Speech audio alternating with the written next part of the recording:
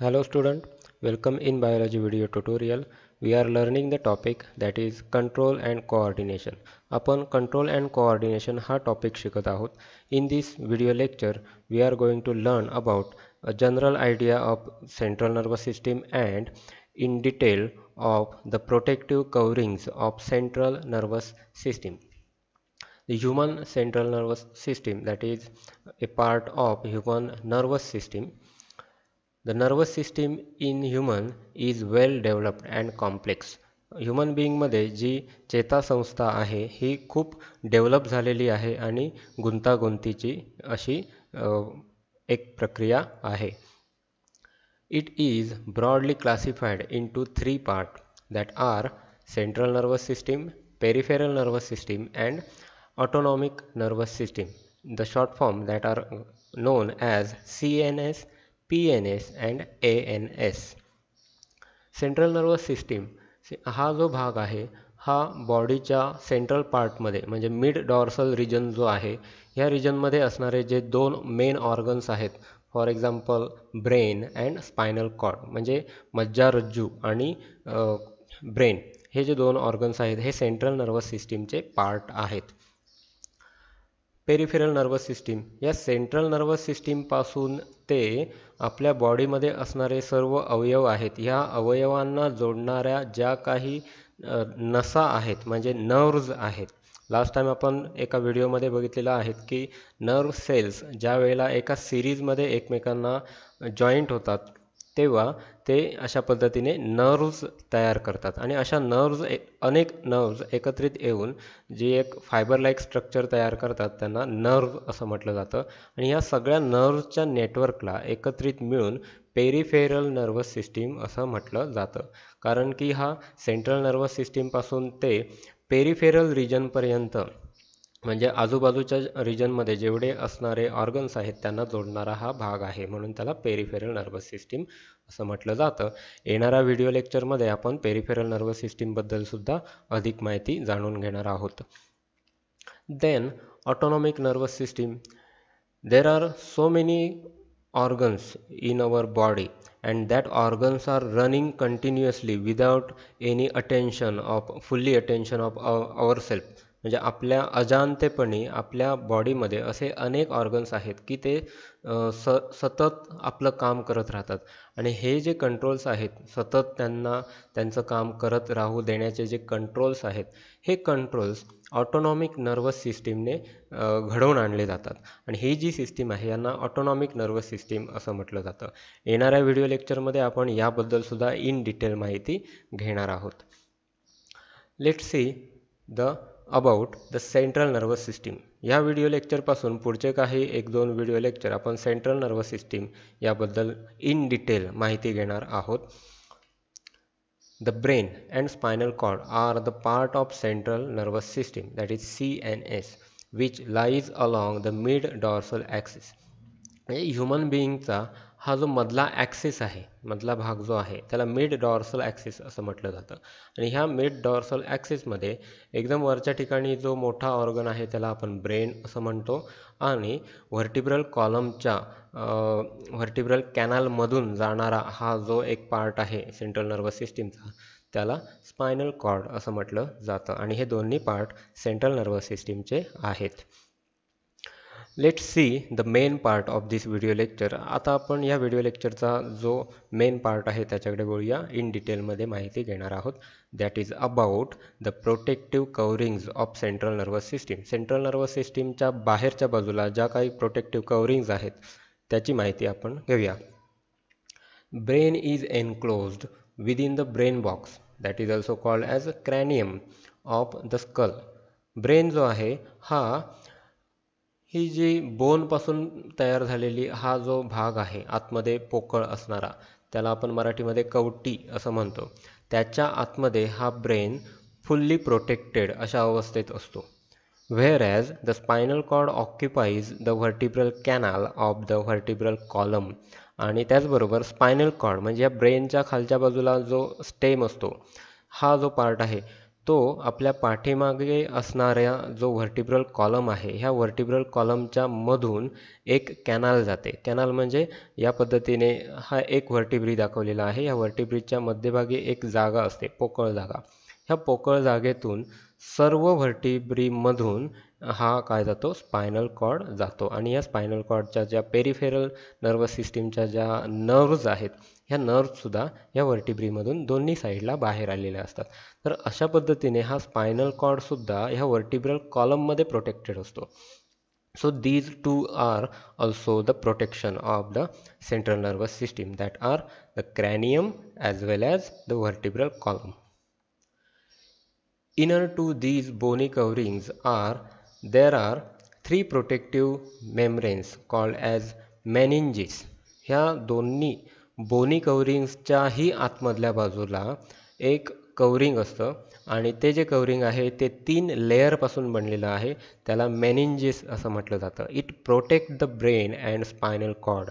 आणि हे खऱ्या अर्थाने ब्रेन आणि स्पायनल कॉर्डला प्रोटेक्शन देण्याचं काम करत असतं. This is made up of 3 layer. हा जो आहे हा 3 लेअरने बनलेला आहे. मेनिंजेसबद्दल आपण बोलतोय. मेनिंजेस जो आहे हा 3 लेअरने बनलेला आहे. First layer is dura mater which is outer most layer inner to the skull or vertebrae. म्हणजे स्कल किंवा व्हर्टिब्रीच्या आतमधल्या बाजूला आणि ब्रेनच्या सगळ्यात बाहेरच्या बाजूला असणारा हा जो लेअर आहे त्याला ड्युरॅमॅटर असं म्हणायचं. त्यानंतर एरिक्नॉइड मॅटर मधला जो प्रकार आहे त्याला एरिक्नॉइड मॅटर असं म्हणायचं. And the inner most layer that is pia mater. So let see about the first layer that is dura mater. It is the outermost tough, non-vascular, thick and fibrous meninx. And हा जो आहे सगळ्यात बाहेरच्या बाजूला, आता हे ड्युरॅमॅटर इथे दाखवलेलं आहे बघा. सुरुवातीला आपण इथे बघूया, ही जी मोठी डायग्राम आहे this is the skull and a part of this skull which is magnified here and we are going to see these 3 layers. हा जो स्कलचा पार्ट आहे तो इथे मॅग्निफाय केलेला आहे आणि त्यामध्ये लेयर्स जे आहेत हे आपण बघू शकतो. सगळ्यात बाहेरच्या बाजूला आहे ते स्कॅल्प म्हणजे कवटीच्या बाहेरची कातडी ज्याला आपण म्हणतो तो. त्यानंतर आहे स्कल बोन, इथे आपण बघू शकतो. या स्कल बोनच्या खाली हा निळा बँड आपल्याला दिसतोय that is called as Venus blood. It is also a part of vascular fluid or venous blood. Then outer side of that layer there is a small covering. This is inner to the skull and outermost layer of the brain. हा जो part आहे याला brain असं म्हणायचं. ब्रेनच्या वरच्या बाजूला हे layers आहेत. याचा जो बाहेरचा पार्ट आहे याला काय म्हणायचं, ड्युरॅमॅटर. दिस इज कॉल्ड एज ड्युरॅमॅटर. आणि ह्या ड्युरॅमॅटरचाच हा पार्ट आहे व्हीनस ब्लड. हा जो आहे तो त्याचाच पार्ट आहे. म्हणजे इथून स्कलपासून ते ह्या लेअरपर्यंत जो पार्ट आहे त्याला ड्युरॅमॅटर असं म्हणायचं. आणि हा जो मॅटर आहे हा नॉन व्हॅस्क्युलर आहे म्हणजे कुठेही व्हेसल्स आढळून येत नाही. त्याचबरोबर हा थिक आहे, जाड आहे. सगळ्यात बघा इतर सगळ्या लेयर्सपेक्षा हा काय आहे, जाड आहे. त्याचबरोबर हा फायब्रस असतो. ॲक्च्युली इतर डायग्रॅममध्ये जर आपण बघितलं तर इथे फायबर्स दाखवलेले असतात आणि फायबर्स असल्यामुळे हे प्रोटेक्शनचं काम इथे जास्त प्रमाणात होऊ शकतं. तर हा फायब्रस असा हा लेयर आहे. याला काय म्हणायचं, meninges. Okay. Then it is attach to the inner side of the cranium. हे क्रॅनियमच्या आतल्या बाजूला अटॅच झालेलं आहे. It is separated from the underlying arachnoid mater by the subdural space filled with a serous fluid. आणि हा जो आहे हा कुठून सुरुवात होते, आता आतमधला जो पार्ट आहे त्याला एरिक्नॉइड मॅटर असं म्हटलं जातं. ओके. हा एरिक्नॉइड मॅटर इथे बघा कुठे कुठे आहे, सगळ्या ठिकाणी एरिक्नॉइड मॅटर हा भरलेला आहे. ठीक आहे. ह्या एरिक्नॉइड मॅटरच्या बाहेरच्या बाजूला हा काय असतो, प्रेझेंट असतो. Next part that is arachnoid matter. It is the middle thin and non-vascular layer of connective tissue having web-like appearance. आणि हा जो आहे हा मिडल आहे आणि हा थिन असा एक लेयर आहे त्याला arachnoid matter असं म्हणायचं. It is separated from the pia matter below by a narrow subarachnoid space filled with the cerebrospinal fluid that is CSF. आता इथे बघा, हा जो आहे एरिकनॉइड मॅटर आणि एकदम खालच्या बाजूला ब्रेनला अटॅच झालेलाच जो लेयर आहे डार्क कलर इथे जो दिसतोय त्याला पी आय मॅटर असं म्हटलं जातं. मग हा जो आहे एरिकनॉइड मॅटर आणि पी आय मॅटर यामध्ये एक डिस्टन्स मेंटेन केलेलं असतं आणि हे जे डिस्टन्स आहे हे डिस्टन्स एका फ्लुइडने भरलेलं असतं. त्याला स्पायनल फ्लुइड असं म्हटलं जातं. या सेरेब्रोस्पायनल फ्लुइड्सचं इन डिटेल आपण पुढच्या स्लाइडमध्ये सुद्धा बघणार आहोत. It is separated by a pia mater below the narrow sub arachnoid space filled with the cerebrospinal fluid. Then last part, that is pia matter. It is the innermost delicate highly vascular membrane lies in the close contact with the central nervous system. बघा तुम्ही इतर काही ब्रेनच्या डायग्रॅममध्ये सुद्धा आपण बघितलेलं असेल की त्या ब्रेनच्या वरच्या बाजूला काही व्हेसल्स दिसतात, म्हणजे ब्लड व्हेसल्स, ब्लड कॅपिलरीज ब्रेनवरती आढळून येतात. ह्या ज्या कॅपिलरीज आहेत ह्या कुठे प्रेझेंट असतात तर ब्रेनच्या बाहेरच्या बाजूला जे कव्हरिंग आहे त्याला पिया मॅटर असं म्हटलं जातं. आणि ब्रेनला हा जो काही वाकडा तिकडा आकार जो प्राप्त झालेला आहे हा जेवढा सरफेस एरिया आहे तो सगळा सरफेस एरिया ह्या पी आय मॅटरने काय झालेला असतो, कव्हर झालेला असतो. So this is the first layer और innermost layer of the brain of that is of the meninges. ह्या मेनिंजिसचा सगळ्यात इनरमोस्ट लेयर जो आहे त्याला पी आय मॅटर असं म्हणायचं. Then let's have a look on the CSF, that is cerebrospinal fluid. Cerebrospinal fluid. It is a fluid. It is a lymph-like extracellular fluid secreted by arachnoid plexus of pia mater inner to the subarachnoid space in the ventricles of the brain within the central canal of the spinal cord. तर हा जो काही fluid आहे हा fluid दोन्ही लेअरकडून म्हणजे secretion होतं याचं पी आय मॅटरकडून, परंतु हा जो व्हेंट्रिकल रिजन आहे ह्या व्हेंट्रिकल रिजनमध्ये ह्या फ्लुइडचं सिक्रेशन होतं.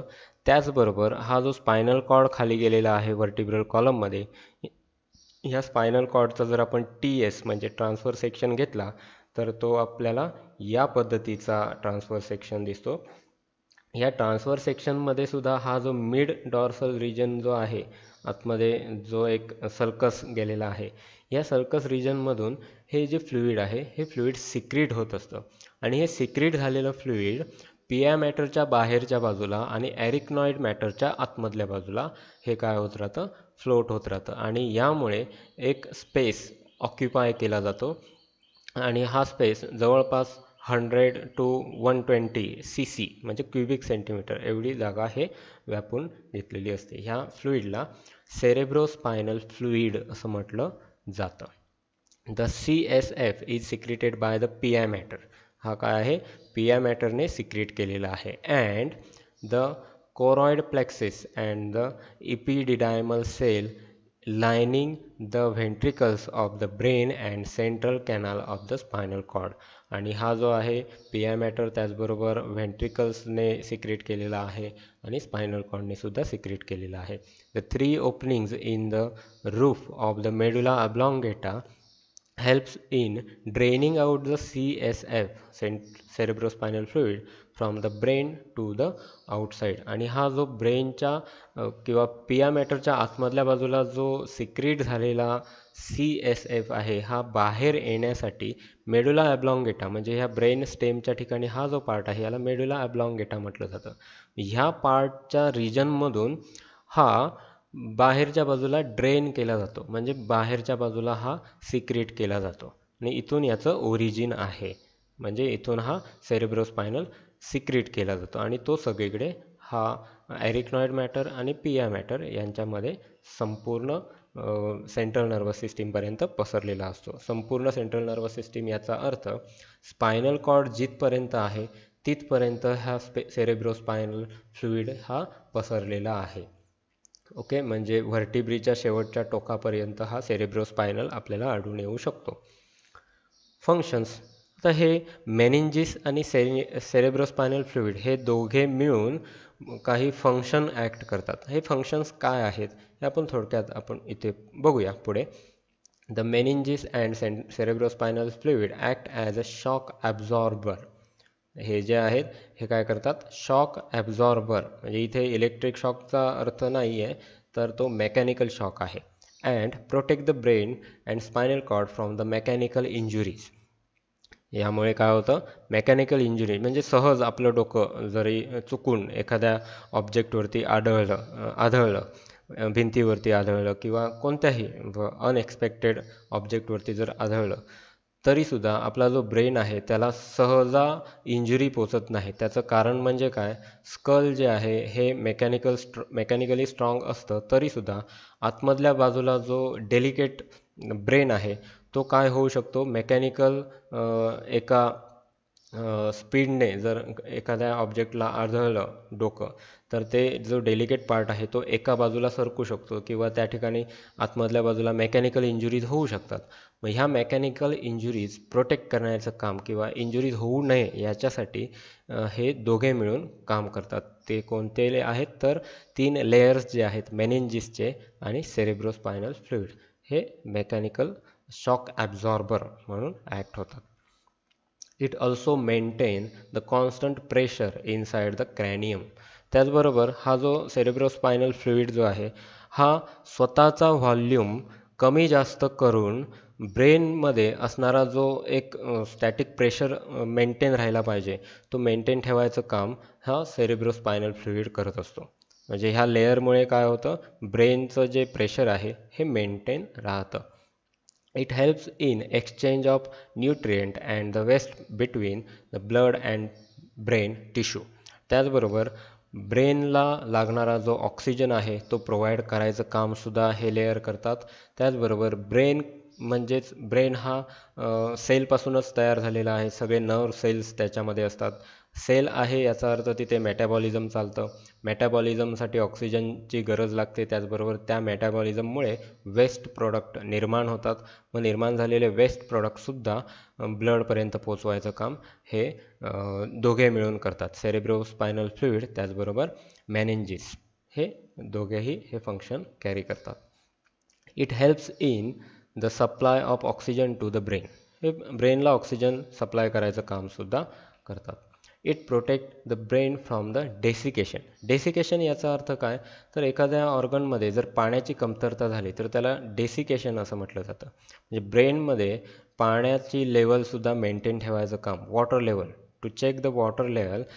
दिस is the function of togetherly of the meninges as well as the cerebrospinal fluid. या दोघांचंही हे काम आहे. CASF is slightly alkaline fluid with the specific gravity of 1.005. Cerebrospinal fluid हा काय आहे, स्लाइटली अल्कलाईन आहे आणि हा अल्कलाईन आहे. त्याचबरोबर त्याची स्पेसिफिक ग्रॅव्हिटीसुद्धा 1.005 एवढी स्पेसिफिक ग्रॅव्हिटी आहे. ए टोटल ऑफ, म्हणजे ह्याची क्वांटिटी किती असते cerebrospinal फ्लुइडची, the total of 100 to 120 cc cubic centimeter. In other words, you may call as a ml, milliliter, that is of the CSF present in the and around the central nervous system. Then last part, that is blood brain barrier. Brain हा सगळ्यात delicate part मानला जातो आणि आपल्या ब्लडमध्ये काही macro मॉलिक्युल्ससुद्धा present असतात. Large साईजचे मॉलिक्युल्ससुद्धा present असतात. मग हे लार्ज साईजचे मॉलिक्युल्स ब्रेनपर्यंत जाण्याची काही आवश्यकता नसते आणि ब्रेनला काही तिथे उपयोग होत नाही. ब्रेनला फक्त न्यूट्रिएंटची गरज असते आणि ऑक्सिजनची गरज असते. मग हा जो बॅरियर आहे हा बॅरियर मेंटेन ठेवायचं कामसुद्धा मेनिंजिस आणि सेरेब्रोस्पायनल फ्लुइड करतात. It keeps a check on the passage of ions and large molecule from the blood to the brain tissue. Okay, cerebrospinal fluid as well as meninges, they filter out, or in other case they made a barrier for the larger molecule. Endothelial cells lining in the blood capillaries help in this process. along with the astrocytes. म्हणजे ॲस्ट्रोसाइट्स आणि त्याचबरोबर एंडोइथियल sale जे आहेत ह्या दोघांनी मिळून हे कार्य इथे करत असतात.